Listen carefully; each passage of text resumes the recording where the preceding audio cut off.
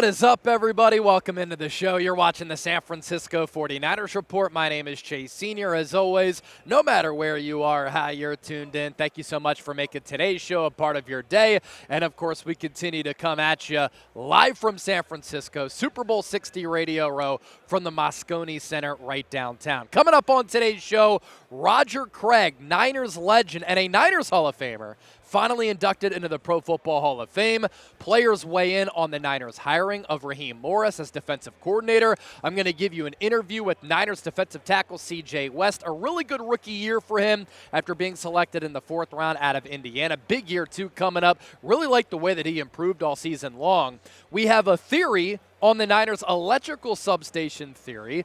That's been a big topic of conversation from the site of Super Bowl 60, and a doctor weighs in on EMF and this whole substation theory as well. A lot of you have been saying, Chase, talk to the experts. We have. We'll continue to do that. All that coming up, but first, let's begin here.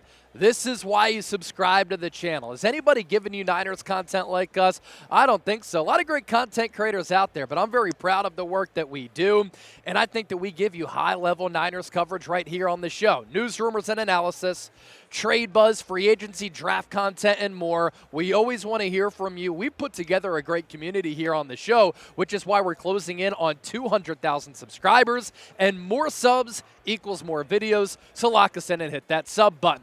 Topic number one, breaking news here from the site of Super Bowl 60. Niners legend Roger Craig finally inducted into the Pro Football Hall of Fame. This should have happened years ago, perhaps even decades ago, and he's finally getting the recognition that he deserves. The fact that it took this long is an absolute joke. And I caught up a little while ago with John Middlecoff, host of the 3 and Out podcast, and we were talking about the Pro Football Hall of Fame, and I literally said to him, the fact that Roger Craig isn't in is a joke. And then he gets inducted a little bit later, and John Middlecoff, coming off the heels of what happened to Bill Belichick, even said it himself. He's like, the Hall of Fame has become a joke. And here's my thing.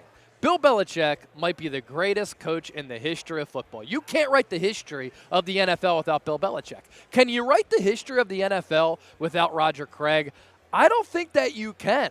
This is an iconic player who was well before his time, so accomplished, so special, one of one. And when you watched him way back in the day, obviously this was before I was born and even a thought from my mom and dad, but I went back and watched what he did, and I, of course, have followed his career path and the things that he was able to accomplish. Just a special player. He was great. And when you're great, especially when you have longevity and you're a champion and you meant so much to a team and an organization that won 3 Super Bowls while you were with that team, you should be honored. Not just for the team's Hall of Fame, but the Pro Football Hall of Fame. And look at the resume here to my right. 3-time Super Bowl champion, 1988 Offensive Player of the Year, a 2-time All-Pro, 1-time first team, another time second team. 4-time Pro Bowler, back when the Pro Bowl actually meant something. I watched that last night. What a joke. And here's the thing, too. He was named a member of the 1980s All-Decade team, meaning during the stretch of the 1980s, with some of those great Niners teams, as a running back who could run it but also receive it in an era where you didn't see a lot of that, he was truly unique with his craft. And if you're acknowledged as one of the greats for an entire decade, that means that you're one of the greats in the history of the NFL. Let's put his 1985 season in perspective here. Roger Craig that year became the first player in NFL history to pick up 1,000 rushing yards on the ground and accumulate 1,000 yards through the air as a receiver. We salivate and admire what Christian McCaffrey's been able to do in his career as an all-purpose back. Roger Craig was doing this in 1985 when the rules were different, when the game was a lot more physical, when the game wasn't as catered to the offensive side of the football, and when the overall thought process when it came to play calling and scheme and football philosophy was downhill, not a lot of creative formations. Quarterbacks were barely in the shotgun. You didn't see a lot of trickery and pre-snap motion, and all these teams wanted to run the football. So Roger Craig did that well, but he was also so unique in that regard because of him being a receiver threat. So show this man some love. I'm finally happy that we can say that Roger Craig is a Pro Football Hall of Famer, and if you're glad that he's finally headed to Canton, I want you to hit that thumbs up icon and like the video. I want at least 1,000 likes here on the program. Let's move to the Niners hiring of Raheem Morris. You heard from me on Sunday during our breaking news video and in the lead up to that news becoming official that I was a big fan of the Niners hiring Raheem Morris, and then once they officially made that move to replace Robert Saleh with Raheem Morris, I had said here on the program, I absolutely love it. If it wasn't Brian Flores, Jim Schwartz, I thought Raheem Morris was going to be a great fit for San Francisco, and I think he's going to be able to bring a lot of what Robert Saleh brought this Niners defense, right? Great communication, great leadership, and ability to adapt and evolve, to make adjustments in-game during the season. And everybody I've been talking to here from the site of Super Bowl 60, whether it be coaches, players, media members, Niners players, everybody kind of has that same thought, that this is a really good hiring for San Francisco for one of the more well-respected coaches around the NFL. Fred Warner was on the Pat McAfee show. He said, I love the Raheem Morris hire. Then I caught up with Niners defensive tackle C.J. West, and I asked him about that. I asked him about his rookie year, what we can expect from this Niners defense in 2026. And here's that interview exclusively right here on the San Francisco 49ers Report. Your rookie year in the books with the San Francisco 49ers, how would you kind of explain your rookie year and evaluate it for yourself?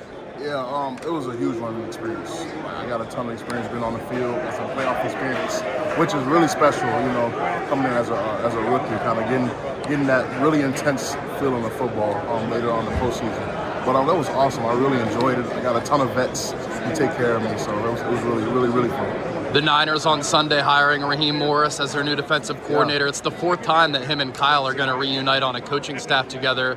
They're really tight going back to the early 2000s. I know you're going into year two. Mm-hmm. You might not be all too familiar with Raheem Morris, but what are your thoughts on that hiring? Yeah, I heard he's a great coach. I know that his Atlanta defense is pretty solid, so kind of seeing them, and we played against them early in the season. They had a pretty solid defense. I'm excited for it. It's an opportunity for me to learn a different scheme.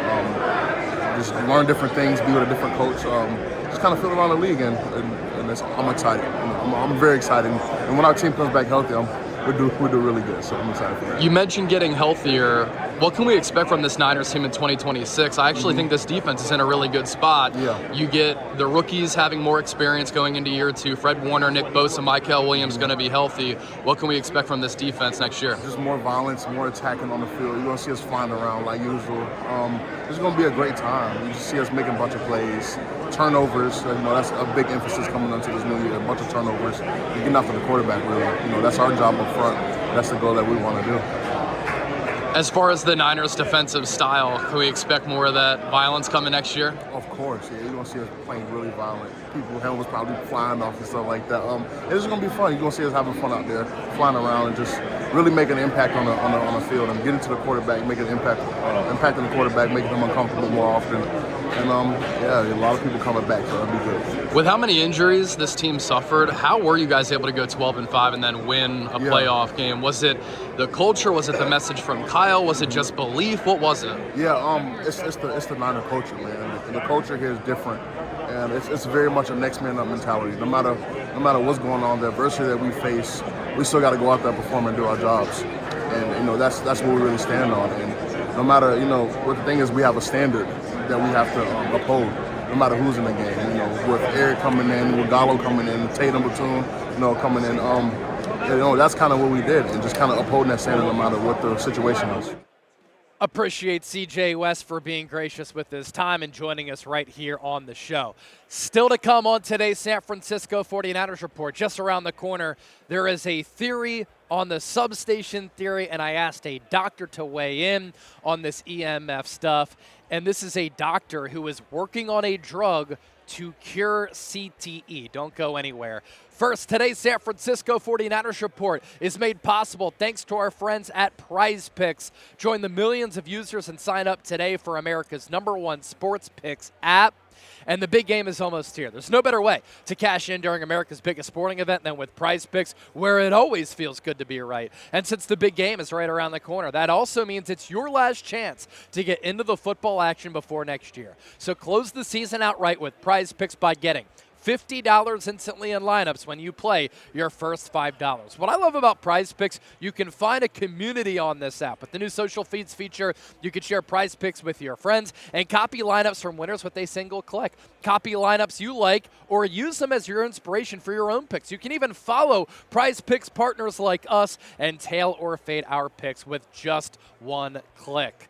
Going into the big game, there is a great Drake May big game special. All he has to do is throw for one passing yard, and automatically that gives you a winner. Let's also take a look at Jackson Smith and Jigba. We talked with him yesterday. That was up on the 49ers report. Let's go more than 93.5 receiving yards. Sam Darnold more than 1.5 passing touchdowns, and Stephon Diggs more than 44.5 receiving yards. Download the PrizePicks app today. Use the code CLNS to get $50 in lineups after you play your first $5 lineup. That's code CLNS to get $50 in lineups after you play your first $5 lineup.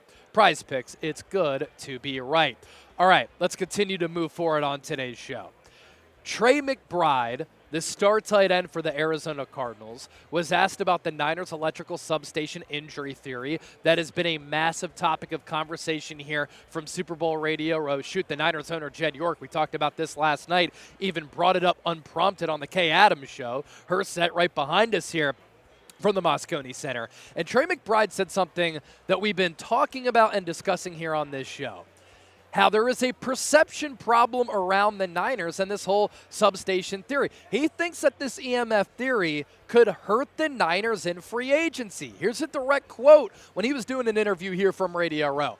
I think that's something that would deter people away from coming to San Francisco and signing with the Niners. Remember that report and that story that I was featured on and featured in on the Washington Post where agents were quoted as saying this could impact the Niners negatively in free agency because players have one career.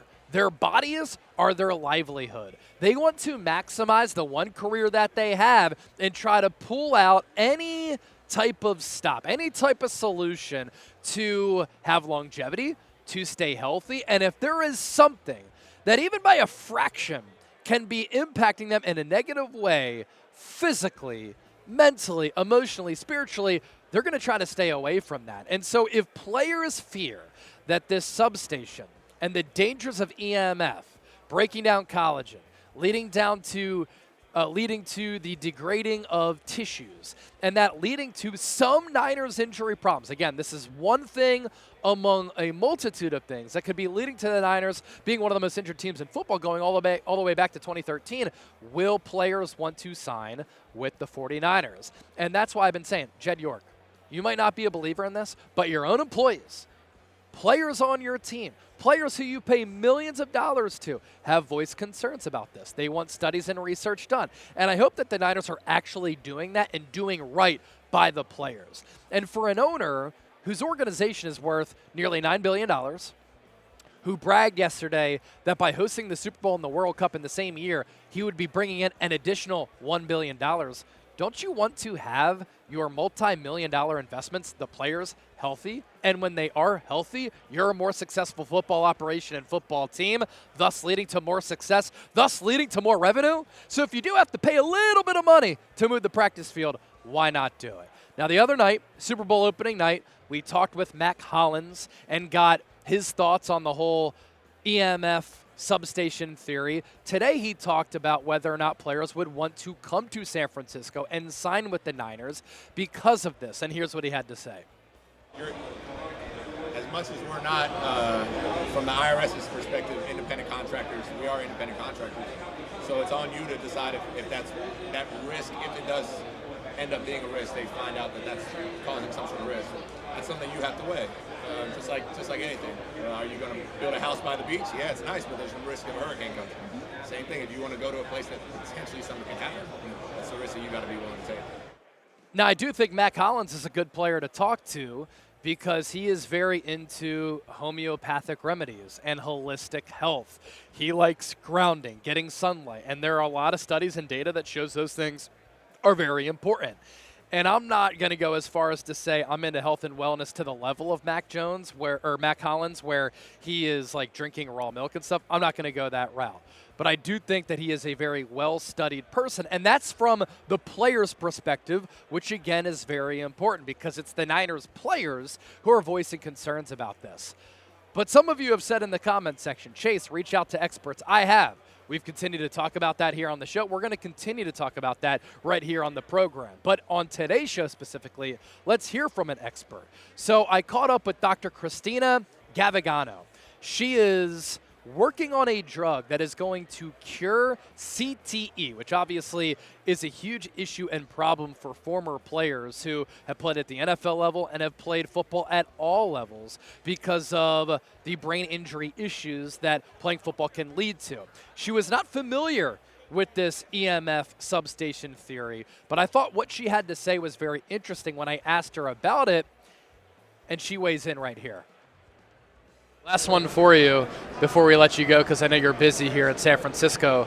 Dr. Christina, are you familiar with the 49ers electrical substation theory and the fact that their practice facility is next to an electrical substation? And there's a theory that the dangers of EMF are causing collagen breakdown and a breakdown in tissues, leading to the Niners being one of the more injured teams in the NFL since 2013. Are you familiar with this? I am not familiar with it, but I will say, you know, any number of things that our bodies are exposed to has the potential to be detrimental. You know, you kind of grow up hearing don't live near the power lines if you can help it, that kind of thing.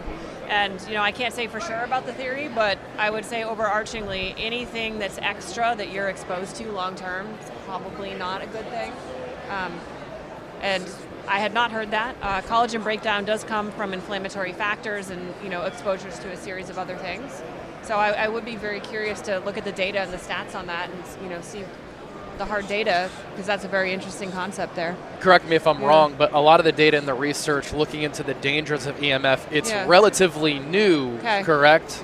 As far as I know, yes. And that's one of the things about these new theories is we don't know quite what is the mechanism, what's driving it. And you start to see a blush of something, is it real?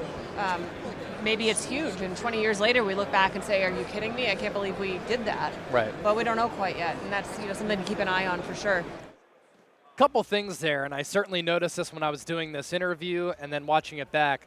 Did you notice this is coming from somebody who had not heard of this theory before?